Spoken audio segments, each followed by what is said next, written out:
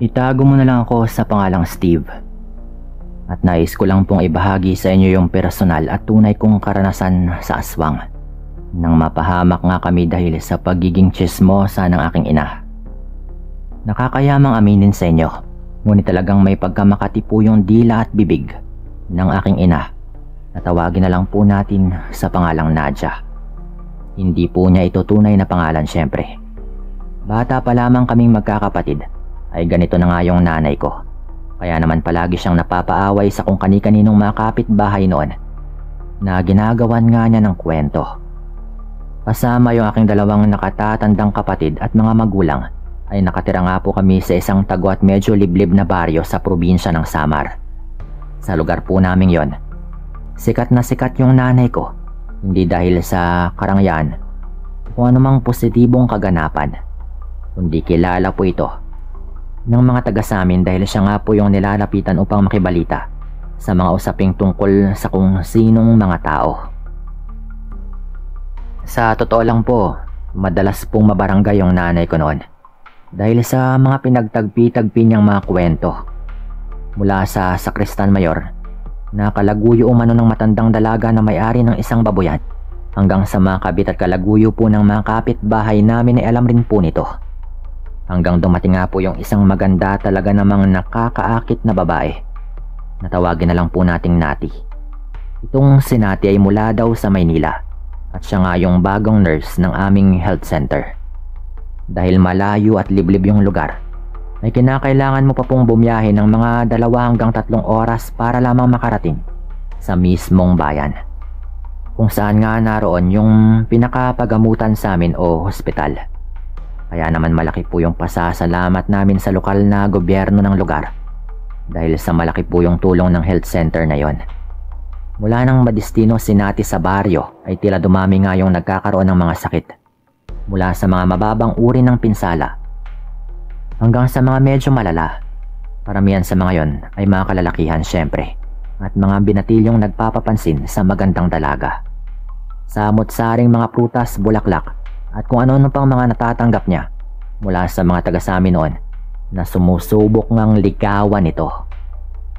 Nako, hindi pa ako nagpapaligaw. Masyado pong istrikto yung mga magulang ko sa Maynila at wala pa po akong isip na mag-asawa. Nahihiya pa nga po nitong Saad sa ilang mga kalalakihang nagdadala ng mga regalo. Kahit na ganito palagi yung sinasabi niya sa mga manliligaw, ay tila ba mga bingi yung lahat ng mga lalaking yon at tinatawa na lang po yung sinasabi ng dalaga at ipinagpapalagay na lang nilang biro lang yon. Isang umaga po noon ay naroon kami ng kuya ato ko sa may center upang magpabakuna nang dumating sa harap ng establishmento yung isang magarang kotse. Pagtigil ng kotse ay may lumabas doon na 2 lalaking matatangkad at seryoso yung mga mukha.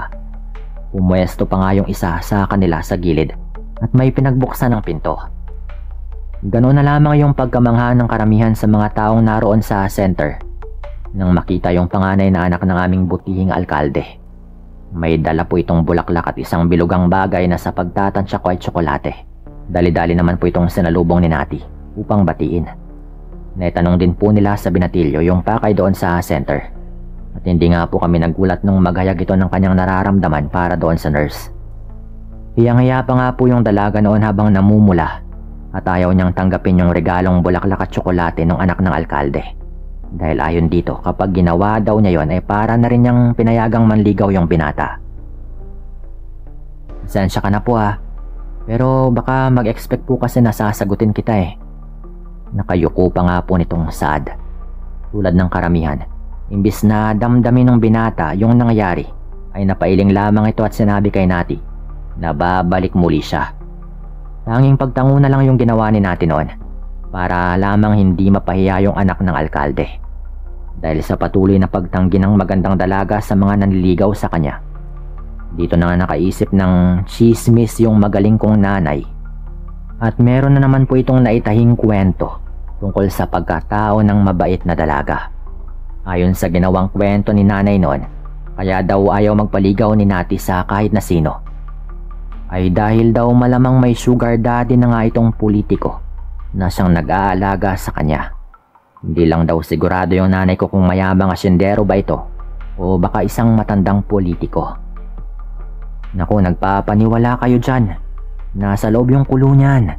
Kunwari pa tahitahimik pero may ginagawa namang kalukuhan kapag gabi. Manghang pangsaad ng nanay ko noon sa kanyang makalahing marites. Naku Nadia, saan mo ba nahagilap yung mga ganyang kwento? Hindi mo naman kilala ng lubos yung tao. Saad naman ng kasama nito na si Aling Paring. Basta isang taong pagkakatiwalaan yung nagkwento sa akin ng mga ganitong bagay tungkol sa kanya. Kaya nasa sa inyo naman yan kung maniniwala kayo sa akin o hindi. Sambit pa ni nanay sa mga kasama.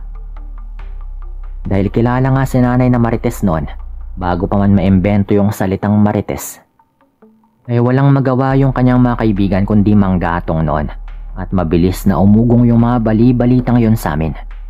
Pero hindi ito masyadong pumutok dahil halos nakasabayan nga nito yung isang balita na may natagpuan daw na bangkay ng isang lalaki sa may patubigan sa lugar.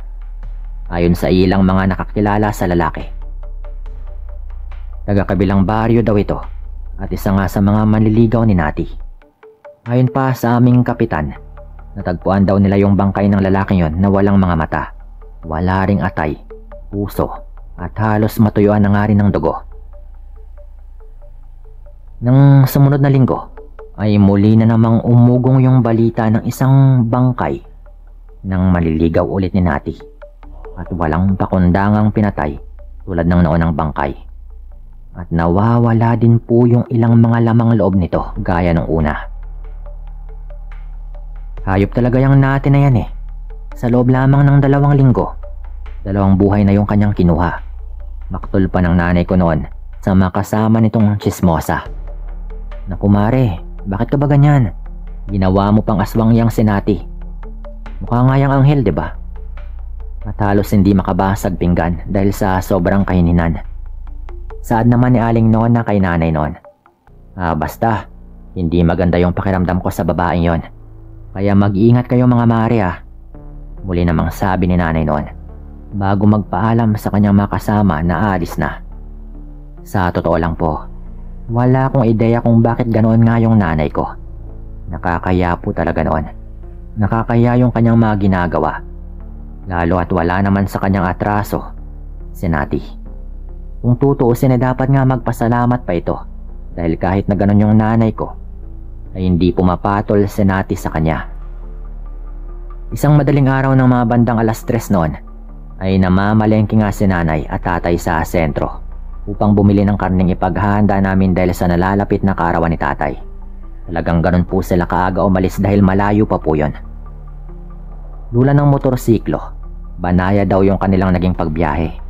Hanggang sa mapagawi nga sila sa may patubigan kung saan nga natagpuan yung 2 bangkay ng tao. Lalagpasan na raw sana nila yung patubigang yon nang bigla daw nilang makasalubong yung nurse na si Nati. Gusot daw yung damit nitong kulay puti at inaayos pa raw nito yung kanyang sabog na buhok nung makita nga nila nanay at tatay yung dalaga. Napakunot naman daw ng noo yung nanay ko noon at napaisip ito kung ano nga bang ginagawa ni Nati doon ng ganun kaaga. Lalapitan pa raw sana ito ni tatay upang kausapin pero matulin daw itong naglakad papaalis. Nagtaka daw silang dalawa noon dahil walang anumang kabahayan doon o kahit man lang kubo na matitigilan. Dulong bahagi na po kasi yun ng kalsada bago pumasok sa main road. Alam ko na yung naisip mo. Magtigil ka nga Nadia. Maawa ka naman sa dalaga. Wala naman siyang ginagawa sa'yo sinisiraan mo. Ano naman kung nakita mo na narito siya ng ganong oras? Wala naman tayong alam sa mga ginagawa niya di ba? Sambit pa nga raw ng tatay ko noon. Nung mga oras na yon ay tila ba tinablan si nanay ng mga sinabi ni tatay. Kaya naman nanatili daw itong tahimik sa buong biyahe nila. Bandang 11:00 nang magtatanghali nung araw din na yon ay may nabalitaan kaming bangkay na na-recover mula doon sa patubigan. Habang kinukwento nga ito ni Aling Nona sa nanay ko, ay sinabi rin ni nanay sa kasama niya na nakita nga niya ito doon sa patubigan kaninang madaling araw. Dahil doon, nabuo na naman yung imahinasyon ni nanay na maaring totoo nga yung kwento na kanyang tinatahi tungkol kay Nati. Basta, malakas yung kutob ko na may kinalaman si Nati sa pagkamatay ng mga natatagpuang bangkay. Saad pa nga po niya sa kasama niya noon. Nasa kasarapan niya ako ng pagkahiga noon na talagang matutulog na rin sana nang marinig kong may lumagitik kung saan. At dahil ayaw ko nga ng mga ganong ingay, padabog nga akong bumangon noon upang tignan kung ano nga ba yon. Grabe yung takot ko ng mga sandaling yon dahil iniisip ko na baka multo yung may gawa ng ingay na aking naririnig.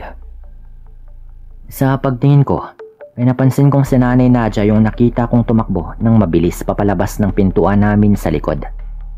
Dahil sa pagtataka kung saan nga ba paparoon yung nanay ko, ay nagdali-dali rin akong bumangon noon at mabilis na sumunod. Habang naglalakad ako ay napansin ko yung daan naming tinatahak. Patungo po yun sa may dulo at papunta sa may patubigan.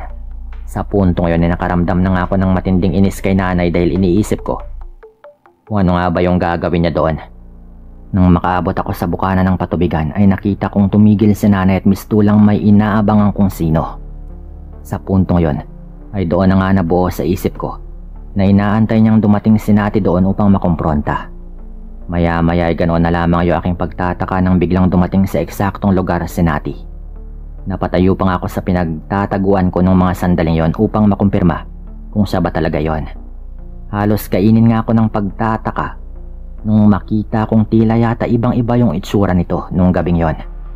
Mukha siyang galit na galit at aligaga habang naglalakad patungo sa kung saan. Tulad ng kwento ni nanay, sabog po yung buhok nito na para bang nakipag-away.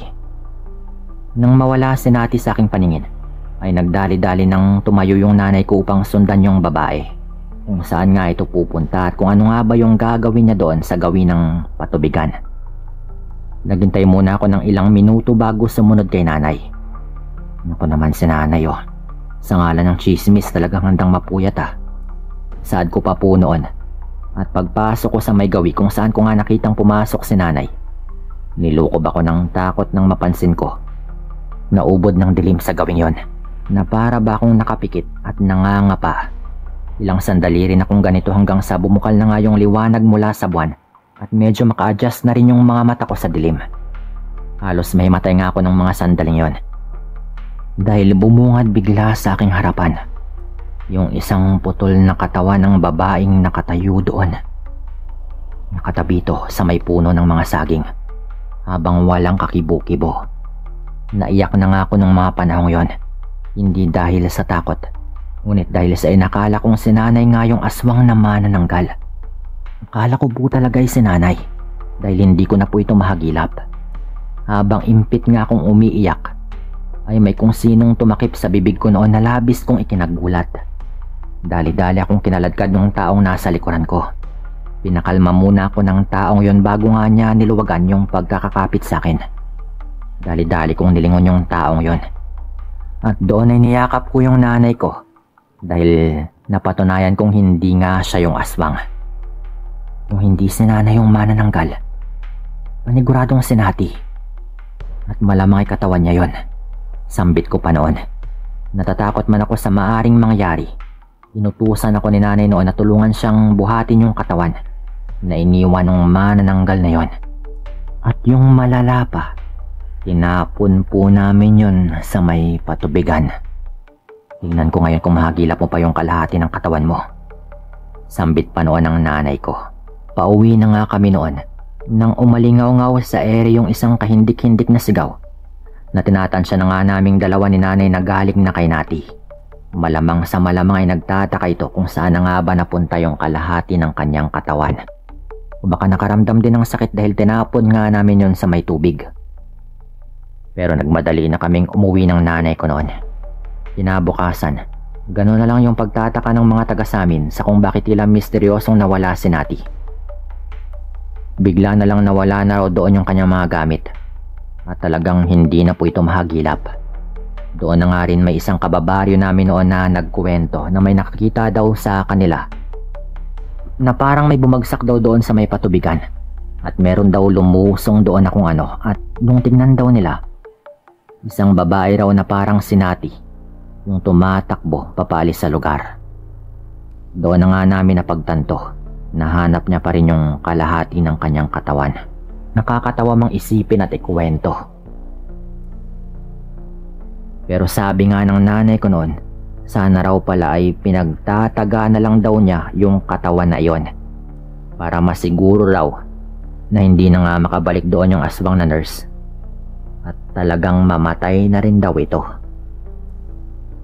Proud na proud pa yung nanay ko noon dahil tumama nga yung kanyang pinagtatahing mga kwento. Ayon kay Nati, katunayan ay kumalat rin po yon na isa nga po itong aswang pero wala na rin nakaalam kung saan nga ba ito nagpunta dahil nawala na rin po ito at hindi na nga malaman kung nasaan na. Ito po yung kwento ko. Maraming salamat po sa lahat ng mga makikinig dito at paalam.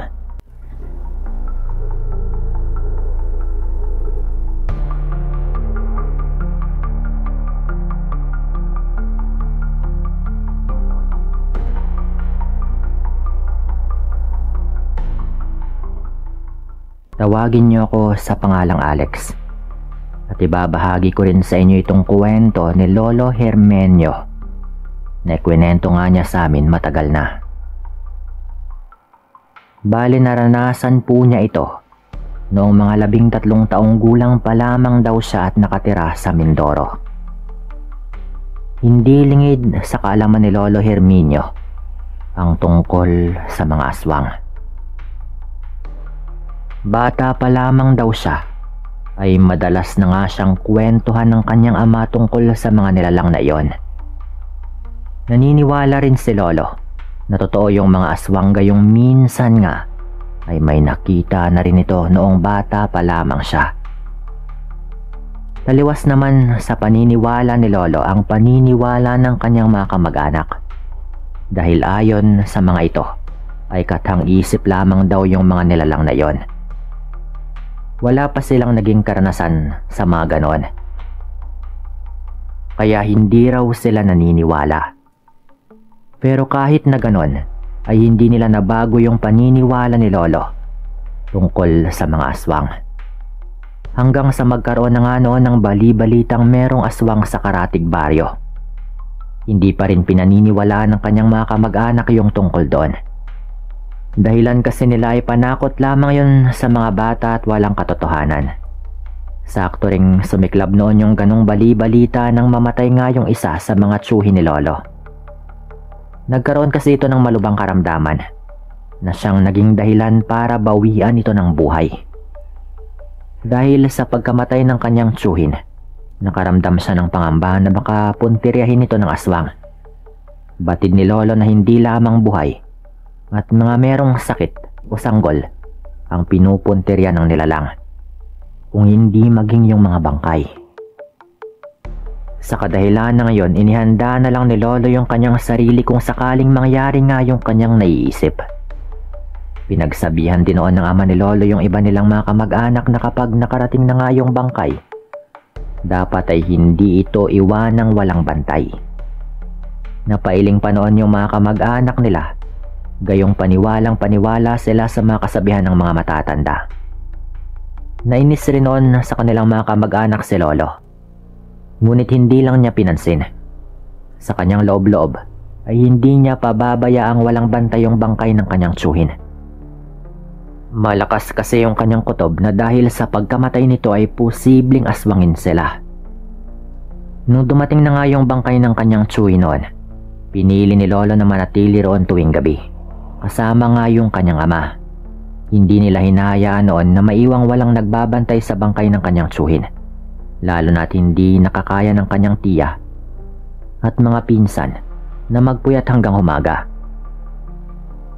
Kahit nagsasalitan pa nga yung mga ito sa pagbabantay, minsan ay hindi raw maiwasang nakakatulog sila. Wala rin kasing gaanong mga tao dahil lampas 12:00 na ay umuwi rin daw yung mga tao. Sa kadahilan ng yun din ay nagpasya na lang sina Lolo at ang ama nito naroon manatili upang tumulong sa pagbabantay. Nang mga unang araw nga noon na naiburol yung kanyang tsuhin, wala namang naging kakaiba. Wala namang senyales na may posibilidad na merong aswang sa paligid nila. Pero kahit na ganon, hindi nagpakampante sina lolo. Habang lumilipas yung araw ng burol ng kanyang tsuhin, nadadagdagan daw yung pangamba ni lolo at maging ng kanyang ama. May mga umaga kasing nakakarinig sila ng balita tungkol sa pang-aaswang sa mga karatig nilang baryo. Pinagsasabihan na nga rin sila ng kanilang mga kababaryo na bantayang maigi yung bangkay ng kanyang tsuhin. Gayong baka aswangin daw yon. May mga pagkakataon kasi na may pumupuntang tao tuwing gabi upang magsugal na hindi pamilyar kina lolo. Kaya dagdag pa yon sa kanilang pangamba. Inihahanda na lamang niya ang kanyang sarili sa mga maaring mangyari. At sinisigurado nila ng kanyang ama na may nagbabantay sa bangkay ng kanyang tito. Hanggang isang pagkakataon noon, sa pagkakatanda ni lolo ay nasa 9 na raw na gabi ng burol ng kanyang tsuhin. Bandang alas 11 raw ng gabi, tulog na nga ang kanyang tita at maging yung mga pinsan nito. Dahil doon, sina lolo at yung kanyang ama kasama yung 2 pa niyang tsuhin ang natitirang gising at nag-aasikaso sa mga tao. Kaunti lang din yung mga natitirang nagsusugal noon. Gayong nag-uwian na rin daw yung mga iba. Nasa labas ng bahay yung ama at maging yung 2 tsuhin ni lolo, habang siya naman ay nasa loob at nakaupo at nakatingin lang sa mga taong naroon sa labas. Walang kakaiba ng gabing yon. Hanggang sa nang lumampas daw ng mga alas 12 ng hating gabi ay tumigil na rin yung mga nagsusugal. Nag-uwian yung mga ito kaya't silang 4 na lang daw yung naroroon. Nagpasya nga noon yung kanyang ama at maging yung kanyang mga tsuhin na uminom muna ng tuba. Hindi naman marami yung kanilang iniinom noon, kaya hinayaan na lang din ni lolo yung kanyang mga tsuhin. Alam ni lolo na hindi malalasing yung mga yon, kaya't wala rin siyang dapat ipangamba. Nang nasa kalagitnaan na nga ng kanilang pag-iinuman yung 3, nagpasya nga raw si lolo na puntahan yung mga ito. Nang makalapit nga siya sa kanyang ama at 2 tsuhin, nagtanong pa raw yung mga ito kung inaantok na ba si lolo. Napailing naman noon yung lolo ko bilang tugon. At dahil doon, pinagsabihan siya ng isa niyang tsuhin na bumalik na sa loob at doon na manatili. Gayong sila na nga yung bahalang magbantay sa paligid. Sumang-ayon naman daw si lolo at naglakad na nga siya pabalik sa loob ng bahay ng kanyang tsuhin upang bantayan muli yung kabaong nito.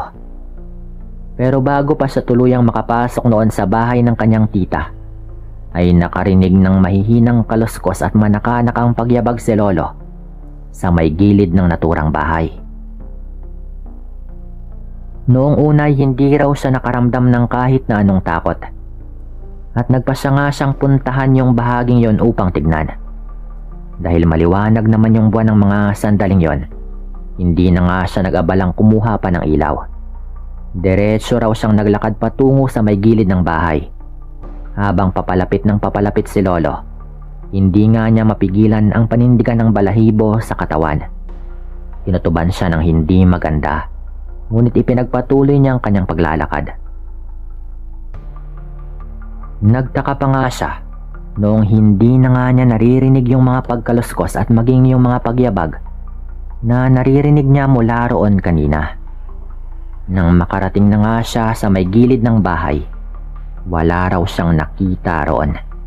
Subalit nang papaalis na nga sana siya upang bumalik sa loob, meron siyang natanaw na 2 bilugang bagay na animoy nakalutang sa ere. Nag-aagaw daw yung kulay pula at dilaw na kulay sa mga bagay na iyon na kanyang nakikita. Kaya't syempre ay nagtaka yung lolo ko noon. Lalapitan na sana niya iyon upang alamin kung ano. Ngunit natigilan daw siya nang bigla itong nawala. May kung ano ring mahinang pagyabag siyang narinig na animoy may tao doon. Magpapatuloy pa sana siya sa bahaging yon, pero hindi na nga niya ginawa pa dahil naalala niyang walang nagbabantay sa labi ng kanyang tito. Kaya't dali-dali siyang bumalik sa loob.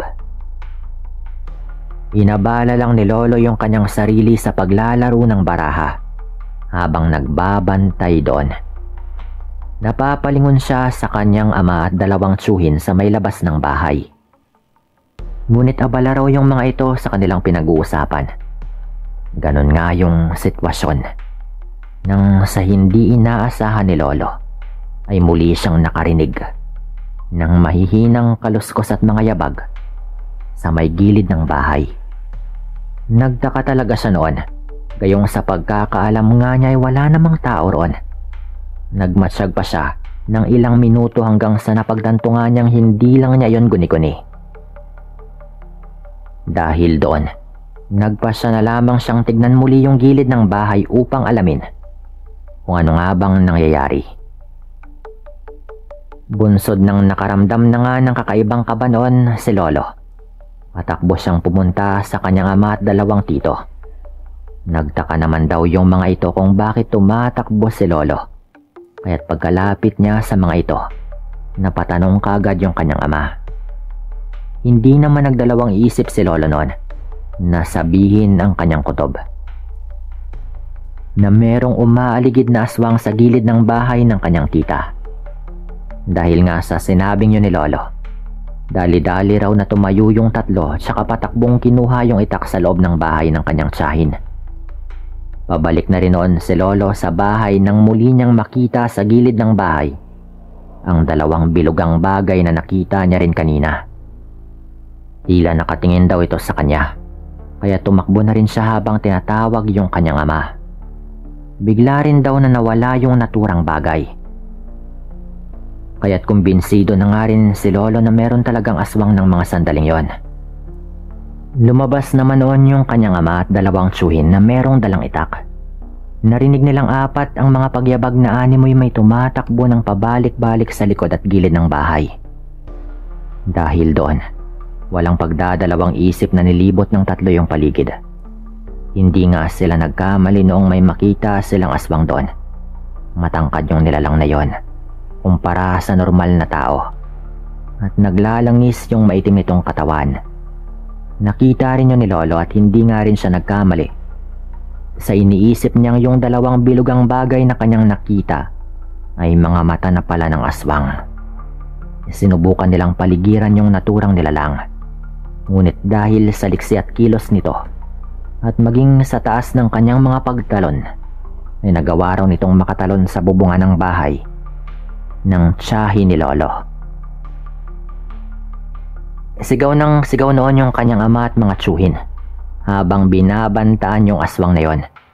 Ngunit tila hindi raw ito takot sa kanila. Napapangisi pa raw ito habang pabalik-balik na naglalakad sa bubungan ng bahay. Naghanap naman sila ng paraan para mahabol yung naturang nilalang. Nagsaboy pa nga raw sila ng asin sa bubungan. Ngunit tila hindi naging matagumpay yung kanilang ginawa dahil parang hindi raw tinamaan yung nilalang na yon. Hindi raw kasi umaalis doon sa ibabaw yung nilalang at tila nanunukso pang habulin siya ng mga tiyuhin at ama ni Lolo. Doon na nga sila kumuha ng hagdanan upang sana'y umakyat sa bubungan at harapin yung naturang nilalang. Yun nga lang, naging agresibo naman daw yung aswang at sinubukan niyang sirain yung atip ng bahay. Nagising noon yung tiyahin ni Lolo at napatanong kung ano nga bang nangyayari. Nang malaman itong merong aswang sa kanilang bubungan, natakot daw ito at hindi umalis sa tabi ng kabaong ng kanyang asawa. Dahil nga manipis yung atip ng bahay ng tiyahin ni Lolo, nagawang masira ng aswang yon. Bumulaga kina Lolo at sa tiyahin nito yung aswang na nasa bubungan. Kitang-kita nila ang nakakatakot na mukha ng nilalang. Kaya't binalot rin ng takot si Lolo at maging yung kanyang tiyahin. Pati na rin ang mga pinsan. Nakangisi pa raw noon yung aswang. Nung mapatingin nga yung nilalang sa may kabaong, ay napadila raw ito na animoy natatakam sa bangkay na naroroon. Pumasok noon yung ama ni Lolo sa loob ng bahay at doon nga hinambalos niya ng buntot ng pagi yung bahagi ng bubong kung saan nga nakasilip yung mukha ng aswang na yon. Naabot daw ng buntot ng pagi yung mukha nito. Kaya't napahiyaw raw ito. At nang akmang hahambalusin ulit yon ng ama ni Lolo, umalis daw yung aswang sa bahaging yon. Galit na galit raw itong nagpabalik-balik sa paglalakad niya sa bubungan. At nang mapansin siguro nitong makakaakyat na nga yung dalawang tsuhin ni Lolo na meron ding dalang itak, ay mabilisan na raw itong tumalon pababa ng bubungan. Napamura pa nga yung mga tsuhin ni Lolo noon dahil nag-akselang sila ng oras at lakas sa pag-aakyat sa bubungan. Sinubukan pa ring habulin ng tatay ni Lolo yung aswang nang makababa na nga ito sa may bubungan. Pero mabilis raw yung pangyayari dahil tumakbo na nga papalayo yung nilalang at mabilis raw itong nawala dahil napakabilis raw nitong kumilos. Hindi na nga nila ito sinundan at minabuti na lamang na manatili sa bahay gayong hindi rin nila alam ang panganib na kanilang kahaharapin kung sakaling sundan nga nila yung nilalang. Noong wala ng araw yon, nagbantay sila sa paligid ng bahay hanggang sa mag-umaga. Hindi na rin daw bumalik yung naturang nilalang dahil alam na nga nito na marahil ay binabantayan din yung kanyang pagbalik. Kinaumagahan nga, inumpunin ng ama ni Lolo yung mga nasirang atip. Hindi naman makapaniwala yung kanyang tiyahin sa kanilang naging karanasan. Medyo kumalat yon sa kanilang baryo. Kaya't naging alerto yung mga tao noon. At tumutulong raw sila sa pagbabantay tuwing gabi at meron ring mga armas. Karamihan daw ay meron pang dalang mga baril upang makatulong sa pagbabantay. At mula nun, siyempre ay natakot na rin yung aswang na lumapit man lang sa bahay ng kanyang tiyahin. Hanggang sa mailibing ng araw yung labi ng tito nito, ay hindi na rin naman nakita pang muli yung nilalang na yon. At kahit pagkatapos raw nun, nagbabantay pa rin daw yung mga tao tuwing gabi, lalo na at alam nilang baka bumisita ulit sa kanila yung hayop na aswang na yon. Pero wala na rin daw na napabalita pang mga ganong pangyayari dahil marahil ay nagpunta na lang sa ibang mga baryo yung aswang, lalo at alam na niyang kalat na nga sa baryo nila Lolo ang tungkol sa kanya. Dito ko na rin po ito tatapusin at maraming salamat sa lahat ng mga matyagang nakinig dito. Paalam.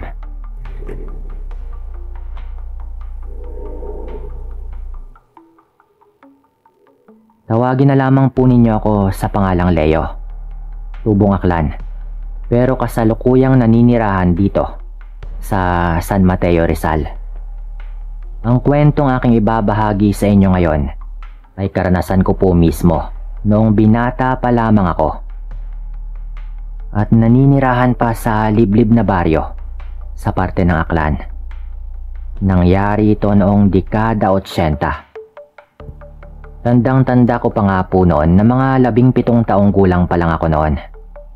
Kasalukuyang nagbubunot kami ng mga damo kasama yung aking ama sa may bakuran ng bahay.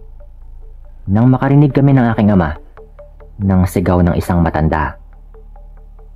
"Tay, parang may tumatawag po sa inyo ah." Wika ko pa nga sa tatay ko noon. Nabala sa pagtatabas ng mga damo.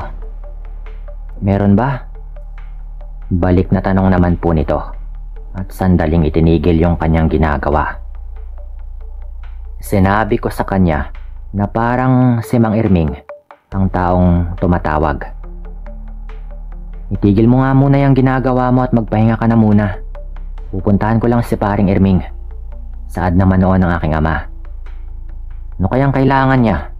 Sambit pa nga nito at naglakad na rin papunta sa harapan ng bahay. Itinigil ko naman yung ginagawa ko na pagbubunot ng mga damo at sumunod na rin ako sa aking ama. "Paring Irming, ano't sumisigaw ka riyan?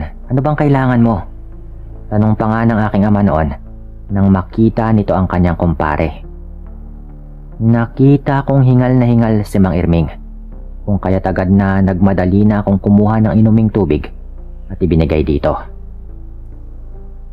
Matapos abutin ng matanda yung tubig, ay agaran nitong nilagok yon at napahinga muna ito ng malalim bago humingi ng tulong. "Pare, yung anak ko, pakiusap, tulungan mo ko." Nagkukumahog na humingi pa ng tulong sa aking ama, itong si Mang Irming.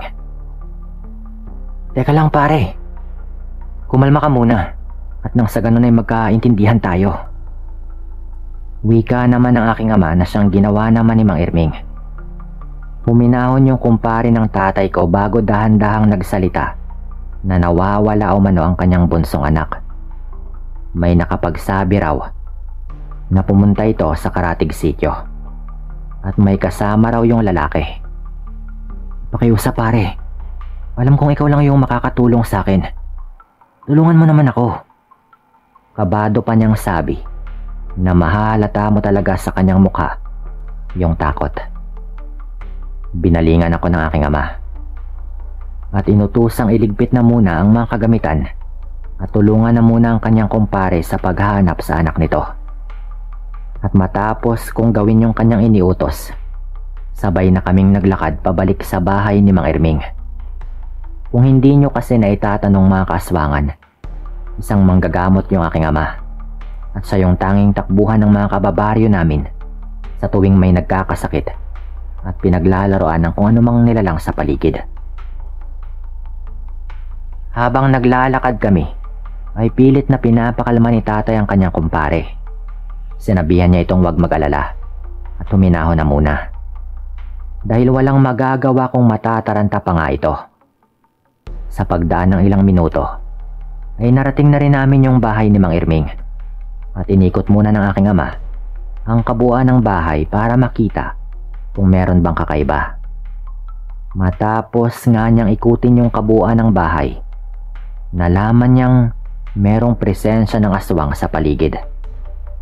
Agad na sinabi nito sa kanyang kumpare ang tungkol sa kanyang nalaman. Naalarma naman si Mang Erming at labis yung pag-aalangan na kanyang nararamdaman tungkol sa kanyang anak. Maghinay-hinay ka. 17 na yung anak mo. Marahil ay alam na rin ito ang kanyang ginagawa. Ipagdasal na lamang nating mahanap siya kaagad at walang nangyaring masama sa kanya. Wika pa nga ng tatay ko at agara na kaming inayang pumunta sa Karatig Baryo. Nakaramdam na ako ng hindi maganda sa nakikita kong kakaibang ikinikilos ng aking ama. Sa kadahilan ng isang pagkakataon ay hindi pa ako nakapunta sa kanyang sinabing sityo. Dahil mulat sa pool ay mahigpit na kabilin-bilinan sa akin ng aking ama na huwag pumunta sa Karatig Sitio sapagkat hindi umano normal ang ilang mga naninirahan sa lugar na iyon. Isa pa, medyo mahirap rin po yung marating dahil kailangan mo talagang lakarin at wala ka namang masasakyan.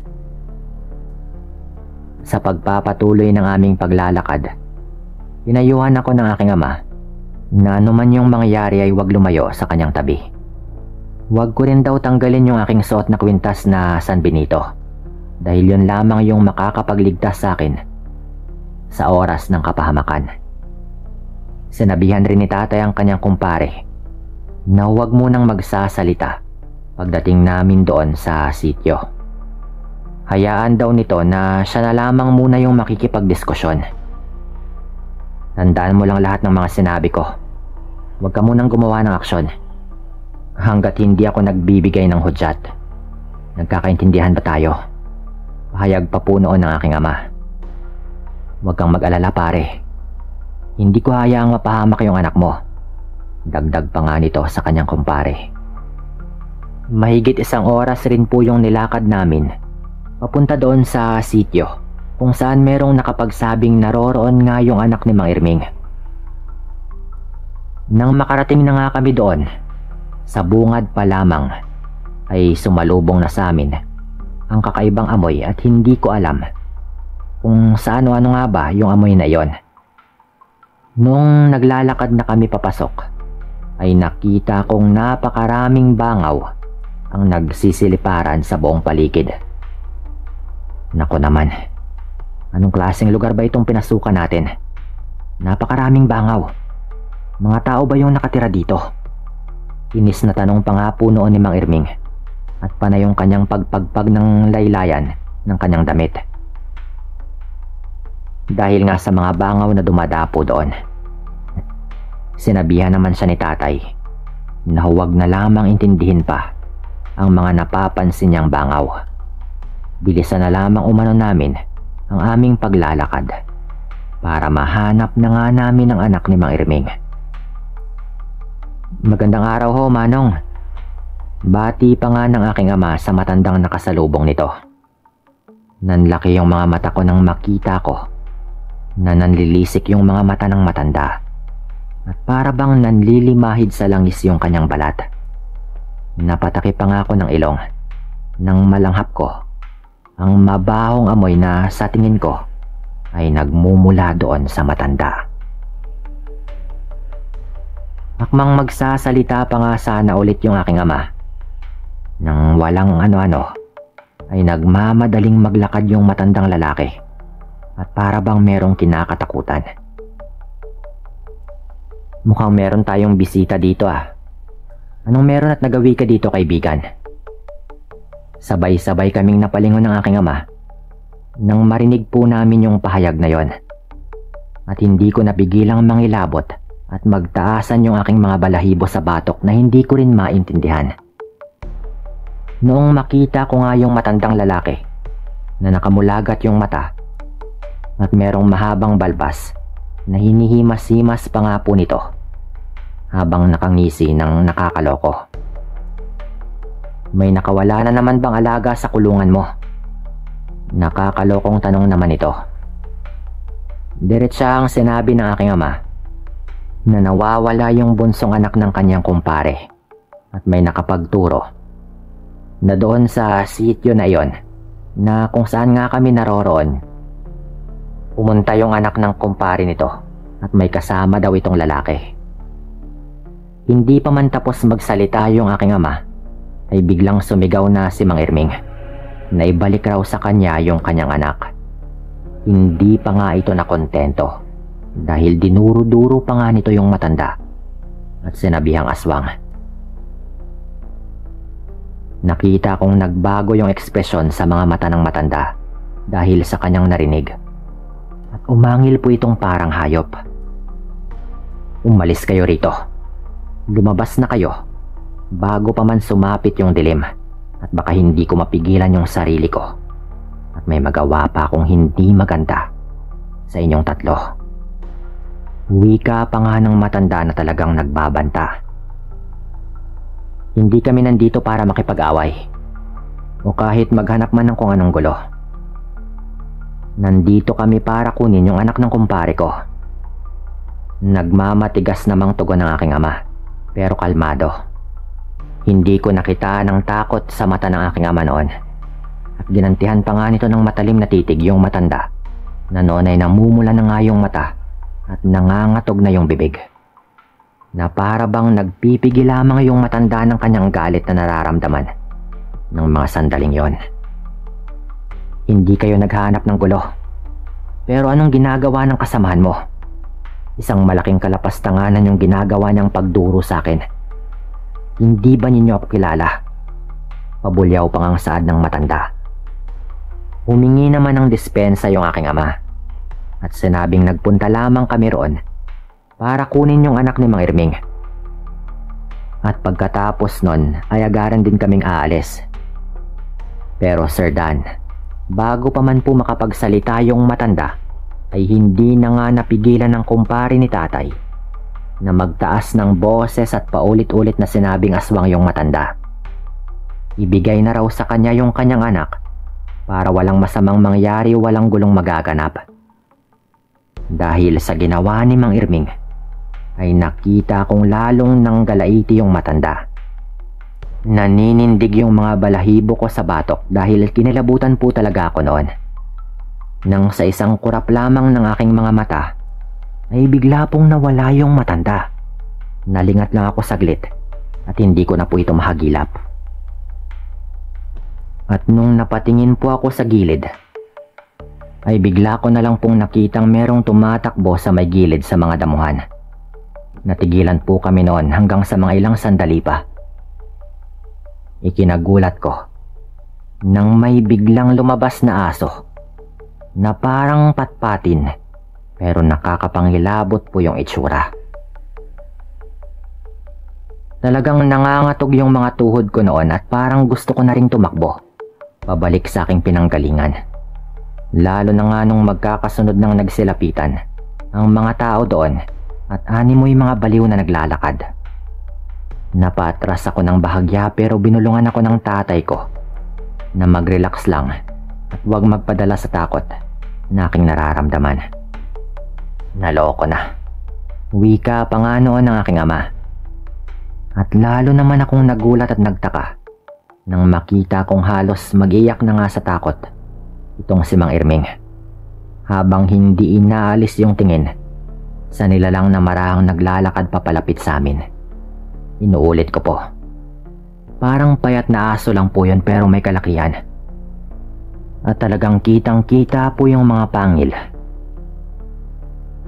Nasa isang tingin pa lang doon kahit ganun yung kanyang anyo, ay talagang kikilabutan ka dahil alam mo agad na hindi normal. Kaibigan, baka nakakalimutan mong meron tayong kasunduan. Wika pa ng aking ama at inilabas po nito yung kanyang buntot ng pagi.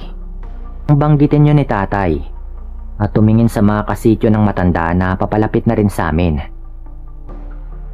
Ay kinagulat po talaga namin noon nang muli pong tumakbo yung hayop na yon. At mga ilang sandali lang ay lumabas pong muli yung matandang kanina lang ay kausap namin. Hindi ko na po alam noon yung nangyayari, lalo at hindi pa naman gabi. O na po sinabi ng tatay ko na hindi raw mahalaga kahit gabi man o hindi. Lalo at mataas na uri daw ng aswang yung matandang yon. Pero kumalma lang daw kami at meron nga silang kasunduan. Sinabi ng matanda noon na maghintay lang daw kami, tsaka agaran po itong umalis. Ganon din po yung ibang mga papalapit sa amin. Umalis rin po yung mga ito sa isang hudyat lamang ng matandang yon. Naghintay po kami noon, matagal-tagal rin po, at mga ilang sandali pa ay dumating na nga rin po yung isang lalaki. Dala-dala yung anak ni Mang Irming na kasalukuyang walang malay.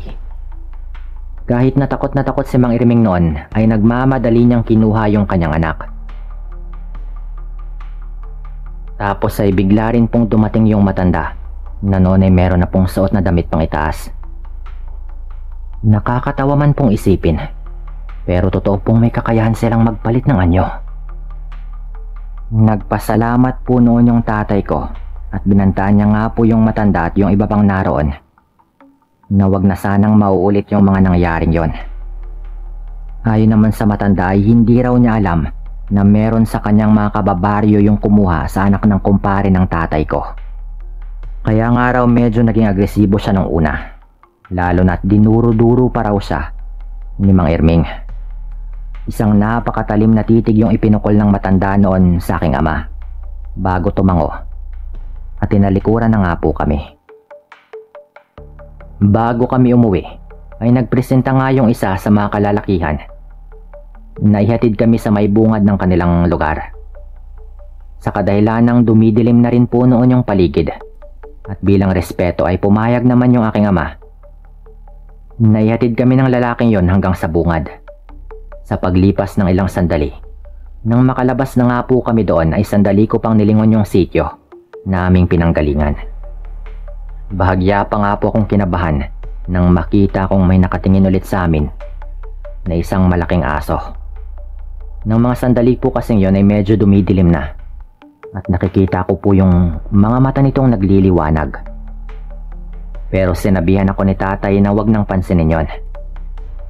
Nang makauwi na nga po kami ay sinabi pa ng tatay ko yung pangalan ng matandang aming nakausap.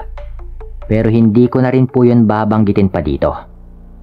Ayon pa kay tatay ay kaibigan raw niya dati yung matanda. At minsan pa nga raw na iniligtas ni tatay yung kanyang buhay. Yun daw yung dahilan kung bakit naging magkaibigan sila noon. Pero dahil magkaiba raw sila ng mga katayuan sa buhay. Dahil aswang nga yung matanda, habang albularyo naman yung tatay ko. Kaya't napagkasunduan daw nilang dalawa na huwag gagalawin yung mga kababaryo ni tatay. Nangako naman daw yung aking ama na kung sakaling meron siyang mahuling lumabag sa kanilang kasunduan ay hindi raw niya yon papatayin. Ayon pa kay tatay, yung lalaking kumuha daw sa anak ni Mang Irming, hindi raw niya yon kilala. Baguhan daw siguro yon sa kanilang lugar. Kaya't kahit yung matandang aswang ay hindi rin alam yung ginawa nito. Ayon pa kay tatay ay sigurado rin daw siya na isa ring aswang yung lalaking yon. Yun din daw marahil yung dahilan kung bakit kinuha nga nito yung anak ni Mang Irming na kursunadahan daw siguro. Simula nga po nang mangyari yon, kami pong mga magkakamag-anak at yung mga kababaryo po namin ay hindi po talaga pumupunta doon sa sityong yon. Pero ngayon po parang nawala na rin po doon yung mga pinaghinalaang aswang. Nagsialisa na rin po. Lalo at kumalat na rin po noon yung tungkol sa kanila. Dito ko na rin po siguro tatapusin yung kwentong ito at maraming salamat po.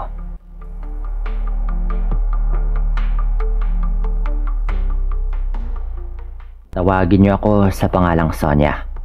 Taga rito po ako sa Samar. At meron din akong ibabahaging kwento sa inyo na nangyayari sa aking panganay na tawagin po nating Nena. Nasa 8 taong kulang pa lamang si Nena nang mangyari ito sa kanya. Nang mga panahong ito ay nauuso sa aming baryo yung tungkol sa mga aswang. At sa kadahilan ng yon, natatakot si Nena na lumabas ng bahay namin upang makipaglaro sa mga kapitbahay naming kaedad lang din niya. Kahit magkakalapit lang yung mga tirahan namin noon, ay mas pinipili nitong maglaro ng mag-isa sa loob ng bahay. Kahit hindi namin siya pinagbabawalan, ayaw talaga niyang lumabas lalo na tuwing hapon. Ayon pa nga sa bata, takot raw siya sa aswang, gayong minsan na nga niya itong nakita. Hindi ko nga rin alam kung totoo nga ba yung kanyang sinasabi noon tungkol sa kanyang nakitang aswang. Ngunit hindi ko rin ito masisi kung ganoon nga yung kanyang naiisip at nararamdaman niyang takot sa ganoong nilalang. Hinayaan na lang namin siya ng kanyang ama dahil masaya rin naman ito kahit mag-isa siyang naglalaro. Yun nga lang, kung minsan pinagsasabihan namin siyang lumabas rin at makipaglaro. Kapag ganon, tanging pagtango lamang yung naitutugon nito at sinusubukan din niyang lumabas upang makipaglaro. Ngunit umuuwi rin naman po ito kaagad. Hindi talaga siya nagtatagal. Hanggang sa lumipas nga yung mga araw noon at tila humupa rin yung mga kwento tungkol sa aswang. Pero kahit na ganon, hindi pa rin nagbago si Nena. Hindi pa rin ito gaanong lumalabas ng bahay dahil ayon nga sa kanya, hindi pa raw nawawala yung aswang na gumagala. Dagdag pa nga ng bata, hindi man niya alam kung saan nga ba yung bahay ng naturang aswang. Pero alam niyang nasa paligid lang daw ito. Nagtaka nga ako noon dahil sa kanyang mga sinabi. Sa kadahilan ng yon. At dala na rin ng kuryosidad, napatanong ako sa bata kung bakit niya nasabi yung bagay na yon at kung paano niya alam na nasa paligid lamang yung mga aswang. Hindi pa muna siya umimik at napatitig lang sa akin. Dahil doon ay nakaramdaman naman ako ng kakaibang kaba sa hindi ko malamang dahilan. Walang ano-ano, nagwika si Nena na labis kong ikinagulat. Ang sabi po nito, kaya raw siya takot na lumabas ng bahay dahil sa aswang na malimit raw niyang makita. Nangunot pa nga yung noo ko noon dahil sa kanyang winika. At mas nagbigay ng pagtataka at labis na gulat at kaba sa akin ay nang sabihin nga nitong ilang ulit na raw niyang nakita yung aswang at minsan ay umaaligid pa sa aming bahay. Hindi nga ako nakaimik agad noon. Hindi ko alam kung paniniwalaan ko ba yung kanyang tinuran. Pero napakaseryoso po ng mukha nito. Kaya naisip ko rin na totoo marahil yung mga sinasabi nito. Muli ko pang tinanong si Nena kung kailan nga ba nagsimulang makita niya yung naturang aswang. At gano'n na lamang yung paninindig ng balahibo ko nang tumugon itong simula raw na nauuso yung kwentong aswang sa aming baryo. At doon din daw nagsimula na nakikita nga niya yung nilalang. Kwento pa nga niya noong una raw ay nakikita lamang niya itong dumadaan kapag nagigising siya dahil sa ingay sa paligid at kapag hindi pa siya kagad nakakatulog. Pero kalaunan, napapansin daw niyang umaaligid na ito sa bahay na animoy may kakaiba na binabalak. Natulala ako dahil doon kaya't kinalabit nga ako ni Nena. Mabilis itong napayakap sa akin at napaiyak habang sinasabi na talagang natatakot daw siya. Matagal na raw sana niyang gustong sabihin sa amin ng kanyang ama yung tungkol doon. Ngunit baka hindi raw kami maniwala. Inalo ko naman yung bata noon at pinatahan. Kinausap ko rin ito na kapag nakita ulit niya yung aswang ay puntahan kami nito ng kanyang ama. Tumangulang yung bata sa akin noon bilang tugon. Napaisip din ako noon kung ano nga bang dahilan at bakit umaaligid yung aswang sa labas ng bahay. Nang maalala kong hindi pa ako dinadatnan ng aking regla, inutuban ako ng hindi maganda. Ikwinento ko naman sa aking asawa yung tungkol sa kwento ni Nena at maging siya ay nagulat dahil yun pala yung nangyayari sa bata. Dahilan para matakot nga itong lumabas ng bahay at makipaglaro. Nagpasya rin kami noon ng aking mister na matyagan nga yung bata, lalo na tuwing gabi. Nang mga sumunod na araw nga noon, kinumpirma ko nga yung aking hinala. Kasama si Nena ay nagpatingin kami sa isang albularyo. At ayon pa rito ay wala namang kakaiba kay Nena. Dagdag pa nito, marahil ay madalas lang daw nitong matsyempohan yung aswang. Kaya't lagi niya itong nakikita tuwing umaaligid sa aming bahay. Yun ay dahil nagdadalang tao nga ako noon. Kaya't marahil ay pabalik-balik din yung aswang sa bahay namin. Pinayuhan naman ako ng albularyo na maglagay ng mga pangontra. Maging si Nena ay binigyan din po nito ng isang pulseras na pangontra raw sa masamang elemento, pati na rin sa mga aswang. Wika pa nga ng albularyo, samahan o itabi na muna namin sa pagtulog yung bata. At nang hindi nga ito matakot na mamatsagan, at nang hindi nga ito matakot at mas mabantayan naming mag-asawa. Nagpasalamat na nga ako noon sa manggagamot at nagpaalam na rin.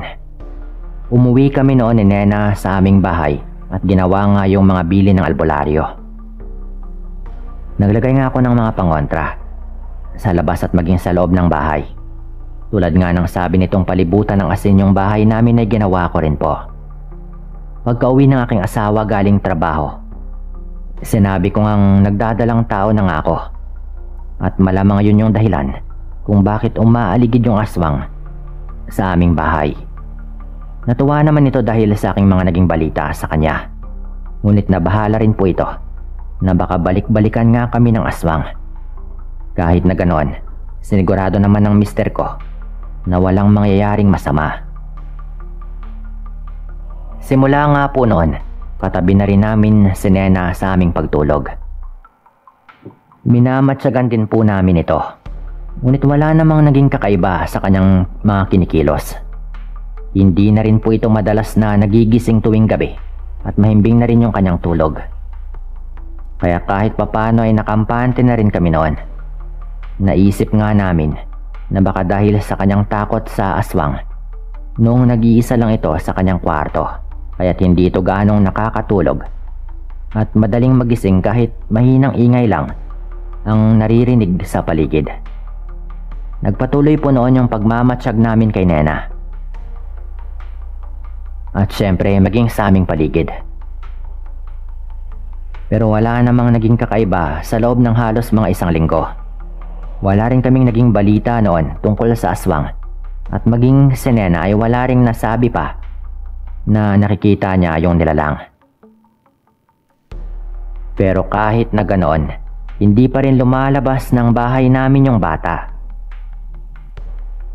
Gayong sa kanyang tingin ay hindi pa rin ligtas sa labas ng bahay.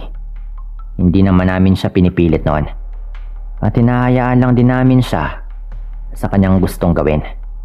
Mas pinipili pa rin kasi ng bata na maglaro sa loob ng bahay. Sa kadahilan ng ligtas siya at wala kaming dapat na ipag-alala pa sa kanya. Hanggang sa isang gabi nga noon, hindi namin nakalaing may kakaibang mangyayari sa amin. Mahimbing na kaming natutulog ng gabing yon. Nang mga bandang 11:30 ng gabi, nalimpungatan ako dahil bahagya akong nakaramdam ng pananakit ng aking tiyan. Nang mga bandang 11:30 ng gabi, nalimpungatan ako dahil bahagya akong nakaramdam ng pananakit ng aking tiyan. Napahawak pa nga ako sa masakit kong tiyan na noon ay may kaunting umbok na, hudyat nga na ako ay buntis na. Naisipan ko namang kapain noon si Nena sa higaan, gayong napapagitnaan nga namin ito ng aking asawa. At ganoon na lamang yung aking pagkagulat nang wala ito sa kanyang higaan. Mabilis akong napabangon noon upang hanapin sana ito. Napakunot noo pa nga ako noon ng mga sandaling yon dahil hindi tumigil yung pagkirot ng aking tiyan. Nang makabangon na nga ako, nilibot ko yung aking mga mata sa loob ng aming kwarto. Hindi ko nakita si Nena, kaya't lumabas ako ng aming kwarto. Malapit na sana ako sa pinto ng kwarto nang bigla itong bumukas. Pumasok si Nena, na noon ay tila grabe yung takot. Mabilis siyang napayakap sa akin nang makita ko nito. Napaiyak din ito habang nanginginig yung kanyang katawan. Tinanong ko nga siya kung ano nga bang nangyari sa kanya at hindi naman po siya nagdalawang isip na sabihin. Nagising daw kasi ito gayong nalimpungatan siya dahil nakarinig siya ng malakas na kaluskos sa may bintana ng kwarto. Sakto ring naiihi na siya, kaya't nagpunta nga siya sa banyo upang umihi. Pabalik na raw sana siya nang makarinig siya ng ingay sa labas ng bahay. Kaya't sinubukan nga raw niyang sumilip. At kitang-kita raw niya ang isang mabalahibong nilalang. Buhaghag pa raw yung buhok at naglalangis daw yung kanyang maitim na katawan. Batid niyang aswang yon. At yun din daw yung nilalang na kanyang malimit na makita. Kaagad raw siyang tumakbo pabalik sa kwarto, lalo na nga nang mapalingon sa kanya yung aswang. Sabi pa nga niya ay nasa paligid lamang daw ito ng bahay, gayong pabalik-balik lang daw ito ng lakad. Ganon nga yung nangyayari sa aming dalawa nang makarinig kami ng kaluskos sa may bintana ng kwarto. Napayakap naman si Nena sa akin noon at sinabing yun na marahil yung aswang. Sa kadahilan ng yon, sinabihan ko siyang gisingin yung kanyang ama at ako naman ay sumilip sa may bintana. Ginawa naman po yun ng bata, kaya't naglakad na rin ako patungo sa bintana upang sumilip doon. At noong nakasilip na nga ako, may nakita nga akong nilalang sa may labas ng bahay. Nakatayo ito roon habang napapasinghot. Nakatalikod dito sa akin kaya't marahil ay hindi nga ako nito nakita. Dali-dali na lang akong umalis noon sa may tapat ng bintana at nilapitan yung aking mister na noon ay kagigising lamang. Sinabi namin sa kanya ni Nena yung tungkol sa aswang na nasa labas ng bahay. At dahil doon, mabilis siyang napabangon at kinuha yung kanyang itak na nasa ilalim lang ng kama. Walang pagdadalawang isip siyang lumabas ng aming kwarto upang harapin yung aswang. Hindi namin siya napigilan noon, kaya't nanatili na lamang kami sa loob ng bahay. Narinig na lang namin siyang sumisigaw noon na meron umanong aswang sa paligid. Naulinigan rin namin yung mahinang pag-angil ng aswang sa may labas ng bintana, kasabay ng pagyabag nga nito palayo. Walang ano-ano. Nagkagulo po sa labas ng bahay dahil nagising nga yung aming mga kapitbahay dahil sa mga sigaw ng aking ama. Nang mapasilip naman kami sa bintana noong nasa may sala na nga kami, nakita namin yung mga kapitbahay namin sa labas at may kasamang iba pang mga tao. Nang mga oras na yun din pala, rumuronda yung mga taga-kabilang baryo gayong may na biktimang batang lalaki raw yung naturang aswang sa kanilang barangay. Marahil ay tumungo nga ito sa aming baryo nang matapos niyang gawin yon. At nang mawari ng aswang na nagdadalang tao nga ako, ay sinubukan niya akong puntiryahin. Sa kadahilan ng yon, minabuti ng aking asawa na magbantay sa paligid ng bahay. Siniguro niyang hindi kami mapapasok ng aswang na gumagala. Nang makarating naman yung iba pa naming kapitbahay ay nag-usisa nga sila kung ano nga bang nangyari. At hindi naman nagdalawang isip yung asawa ko na sabihin yung lahat. Dahil doon, nagboluntaryo nga yung ilang kababaryo namin na tumulong sa paghahanap ng aswang. At dahil sa kanilang pagsuyod sa paligid, nakatagpo sila ng taga-kabilang baryo. At nagsanib puwersa nga sila at bunsod nito. Naging madali para sa kanila yung masukol yung aswang na yon. Sa kabutihang palad naman po noon, hindi na nga nakabalik ng gabing yon yung aswang sa aming bahay. Hanggang mag-umaga kasi ay nagbabantay pa rin yung asawa ko noon. Marahil ay natakot rin itong bumalik. Isa pa, marahil alam din ng aswang na tinutugis na nga siya ng mga taong rumoronda. Kaya tumakas na rin po ito. Simula ng gabing yon, nagbabantay na nga yung asawa ko at ang ilang kapitbahay sa paligid tuwing gabi. Hindi na rin nagpaparamdam yung aswang noon. Ngunit hindi kami nagpakampante. Nagpatuloy sa pagroronda yung mga kalalakihan mula sa aming baryo at maging yung mga sa karatig baryo namin upang tugisin yung aswang na yon. Hanggang isang gabi nga, nahuli nga nila ito sa kabilang baryo namin na sinusubukan raw kasi nitong biktimahin yung sanggol na kakapanganak pa lamang. Nang mahuli nga ito ay pinagtulungan daw itong bugbugin hanggang sa ito ay mawala ng buhay. Hindi na namin inalam pa kung ano nga bang ginawa nila sa katawan ng aswang na yon. Dahil yung mahalaga ay wala na ito. Wala rin daw itong ibang mga pamilya kaya kahit papano ay kampante na rin yung mga taong walang gagala at mangbibiktimang aswang sa mga kabaryuhan. Simula nga noon ay naging tahimik ulit yung aming pamumuhay. At dahil batid naming mag-asawa na hanggat naroroon kami sa baryong yon ay hindi matatahimik yung anak naming si Nena. Kaya't nagpasya nga kaming umuwi na lamang sa probinsya ng aking asawa. At doon na nga po kami nagsimula ulit. Mula naman noon ay hindi na rin naulit yung ganitong karanasan. At dito ko na rin po siguro tatapusin ito. Maraming salamat po sa lahat ng mga makikinig dito at paalam.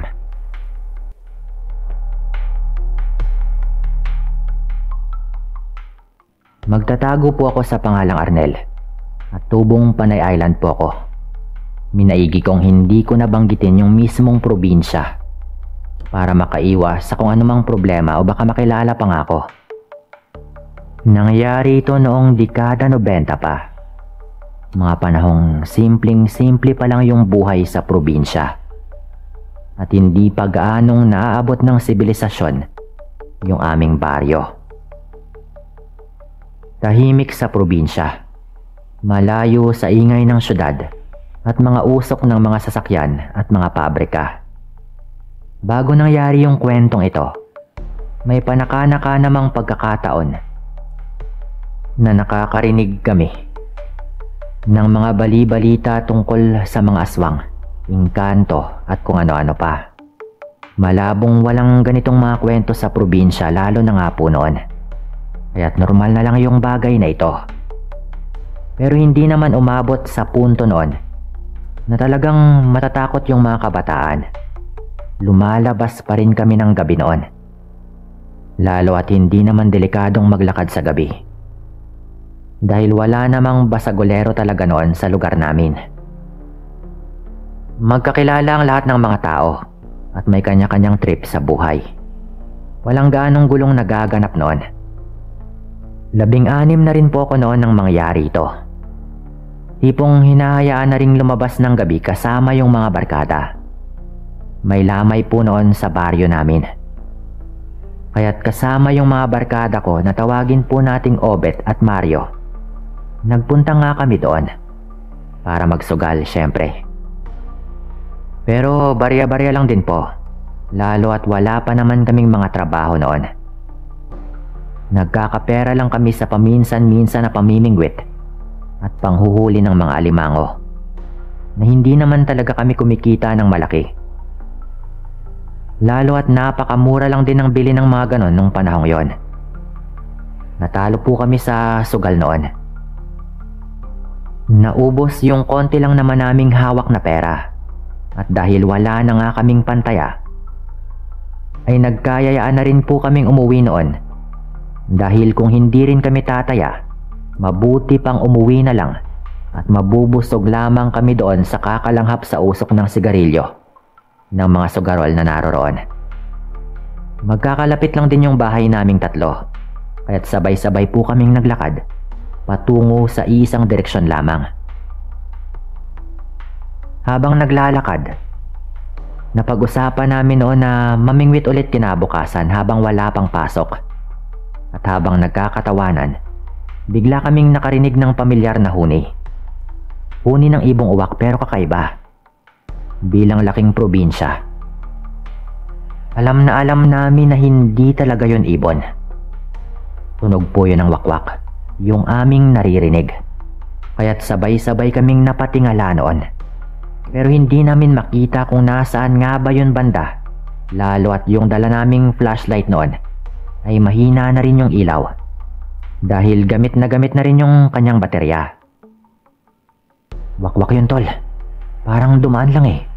Dito pa talaga papunta din sa daang tinatahak natin. Wika pa nga ni Obet noon.